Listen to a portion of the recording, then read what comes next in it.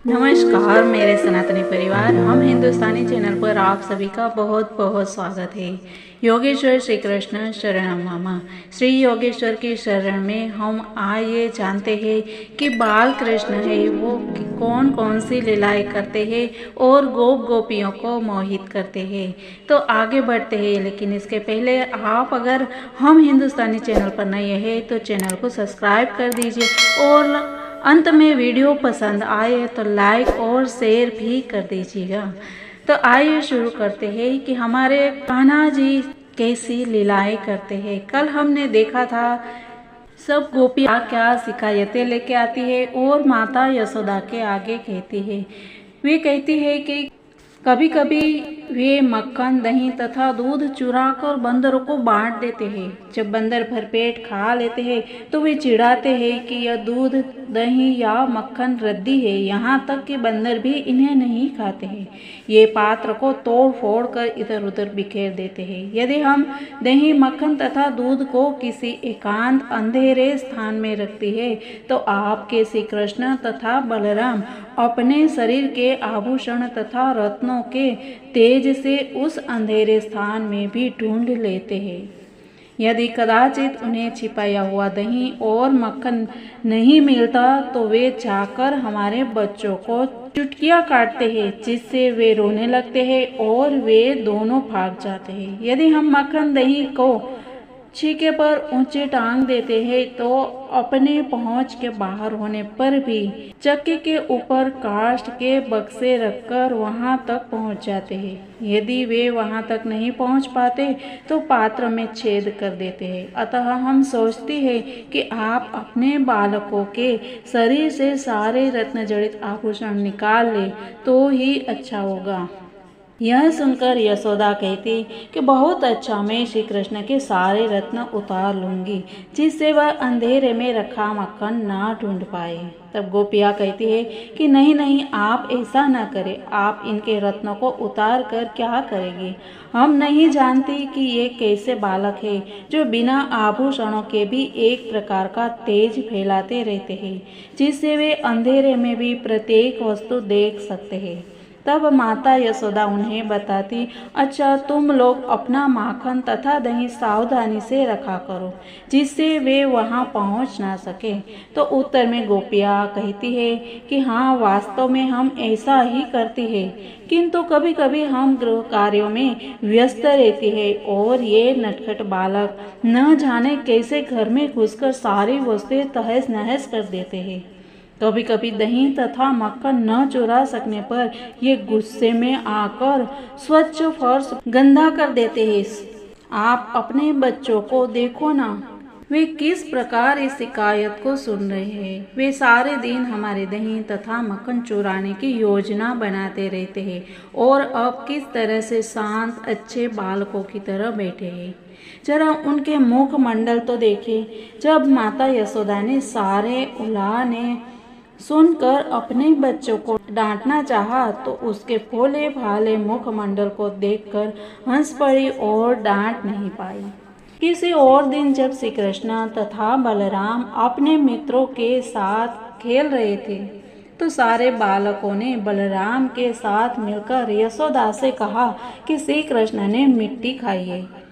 यह सुनकर माता यशोदा ने श्री कृष्ण का हाथ पकड़ लिया और कहा कि बेटे, तुमने अकेले में मिट्टी क्यों खाई? देखो ना, बलराम सहित तुम्हारे सारे मित्र तुम्हारी शिकायत कर रहे हैं। अपने माता के डर से श्री कृष्ण ने कहा कि हे माता, ये सारे लड़के जिनमें भैया बलराम भी सम्मिलित है झूठ बोल रहे, मैंने मिट्टी कभी नहीं खाई। आज भैया बलराम मेरे साथ खेलते खेलते मुझसे रुष्ट हो गए, अतः वे मेरी शिकायत करने के उद्देश्य से अन्य बालकों से मिल गए हैं। वे सभी एकजुट होकर शिकायत करने आए हैं, जिससे आप क्रुद्ध हो और मुझे प्रताड़ित करें। यदि आप सोचती हैं कि यह सच बोल रहे हैं तो आप मेरे मुंह के भीतर देख सकते हैं कि मैंने मिट्टी खाई है अथवा नहीं। उनकी माता बोली, अच्छा, यदि तुमने मिट्टी नहीं खाई तो अपना मुंह खोलो, मैं देखूंगी। जब श्री कृष्ण की माता ने इस प्रकार आदेश दिया तो उन्होंने एक सामान्य बालक की भांति तुरंत अपना मुंह खोल दिया। तब माता यशोदा ने मुंह के भीतर सृष्टि का पूर्ण ऐश्वर्य देखा। माता यशोदा ने मुंह के भीतर चारों ओर संपूर्ण बाह्य आकाश, पर्वत, द्वीप, सागर, ग्रह, वायु, अग्नि, चंद्रमा तथा नक्षत्र देखे। चंद्र तथा नक्षत्रों के साथ ही उन्होंने संपूर्ण तत्व, जल, आकाश, विस्तृत शून्य, अहंकार, चित्त, बुद्धि, सारे देवता तथा इंद्र, ध्वनि, गंध आदि एवं प्रकृति के तीनों गुणों को देखा। उन्होंने मुख के भीतर सारे जीवों, नित्य काल, भौतिक प्रकृति, आध्यात्मिक प्रकृति, गति, चेतना तथा समग्र सृष्टि के विभिन्न रूपों को देखा। यशोदा ने उनके मुख में दृश्य जगत के लिए अनिवार्य सारी वस्तुएं देखी। उन्होंने श्री कृष्ण को गोद लिया तथा अपना पान कराते अपने आप को भी देखा। वे यह सब देखकर भयभीत हो गई और आश्चर्य करने लगी। वे सपना देख रही है या वास्तव में कुछ विचित्र दृश्य देख रही है। उन्होंने निष्कर्ष निकाला कि वे या तो स्वप्न देख रही थी या माया का खेल देख रही थी। उन्होंने सोचा कि ये विचित्र वस्तुएं देखकर वे मानसिक रूप से विक्षिप्त तो नहीं हो गई। फिर सोचा कि हो सकता है वह मेरे पुत्र की विराट योग शक्ति हो, अतः उसके मुख के भीतर ऐसा दृश्य देखकर मैं विचलित हो गई हूँ। अतः मैं उन श्री भगवान को नमस्कार करती हूँ जो चेतना, मन, कर्म एवं दार्शनिक कल्पना की अभिव्यक्ति से ऊपर है और जिनकी विविध शक्तियाँ व्यक्त तथा अव्यक्त का सृजन करती हैं। उनकी शक्ति से आत्मा तथा शारीरिक सत्ता का बोध होता है। उन्होंने फिर कहा कि मैं उनको सादर नमस्कार करना चाहती हूँ जिनकी माया से मैं नंद को अपना पति तथा श्री कृष्ण को अपना पुत्र समझ रही हूँ और यह सोच रही हूँ कि नंद की सारी संपत्ति मेरी है और सारे ग्वाल तथा ग्वालिनी मेरी प्रजा है। यह सब भ्रांति परमेश्वर की माया के कारण है। अतः मैं उनसे प्रार्थना करती हूँ कि वे सदैव मेरी रक्षा करते रहे।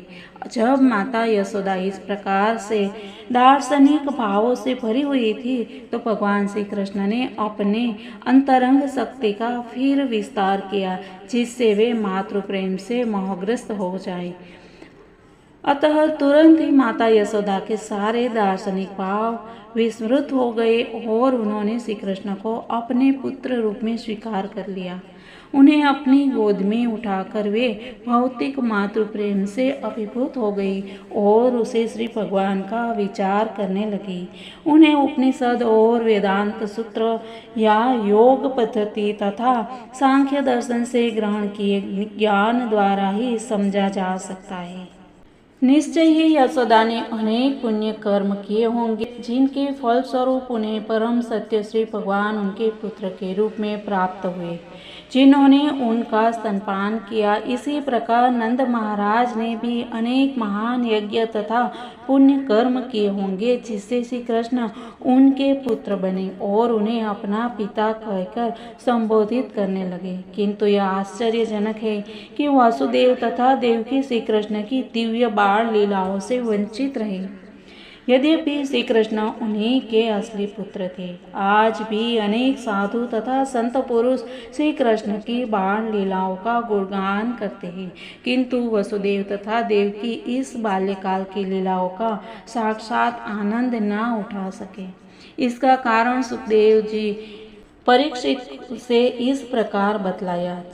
जब ब्रह्मा ने द्रोण नामक सर्वश्रेष्ठ वसु को अपनी पत्नी धरा के साथ संतान वृद्धि करने का आदेश दिया तो उन्होंने ब्रह्मा जी से कहा कि हे पिता, हमें आप आशीर्वाद दें। भविष्य में जब हम पुनः इस ब्रह्मांड में जन्म धारण करें तो भगवान श्री कृष्ण अपने अत्यंत मनोहारी बाल्यपन के कारण हमारा सारा ध्यान आकृष्ट करें। श्री कृष्ण के साथ हमारे व्यवहार इतने प्रगाढ़ हों कि उनके साथ श्री कृष्ण की बाल लीलाओं के श्रवण मात्र से ही प्रत्येक मनुष्य जन्म तथा मृत्यु के अविद्या सागर को पार कर सके। ब्रह्मा जी ने उन्हें यह वर दे दिया, जिसके फलस्वरूप द्रोण वृंदावन में नंद महाराज के रूप में और धरा नंद की पत्नी माता यशोदा के रूप में प्रकट हुई। इस प्रकार नंद महाराज तथा उनकी पत्नी यशोदा ने श्री भगवान को पुत्र रूप में प्राप्त करके अपनी शुद्ध भक्ति बढ़ाई। समस्त गोपियों तथा ग्वाल ने भी, जो श्री कृष्ण के सहयोगी थे, सहज ही श्री कृष्ण के लिए अपनी प्रेम भावनाएं विकसित की। अतः ब्रह्मा जी के वरदान की पूर्ति करने के लिए ही श्री कृष्ण अपने पूर्ण अंश बलराम सहित प्रकट हुए और समस्त वृंदावन वासियों के दिव्य आनंद को बढ़ाने के लिए सारी बाल लीलाएं संपन्न की। इस प्रकार मित्रों, आज हमने देखा कि नंद और माता यशोदा का पूर्व जन्म कौन सा था, और कल हम ऐसी ही रोचक बातें करेंगे। तब तक के लिए सबको जय हिंद, वंदे मातरम, भारत माता की जय।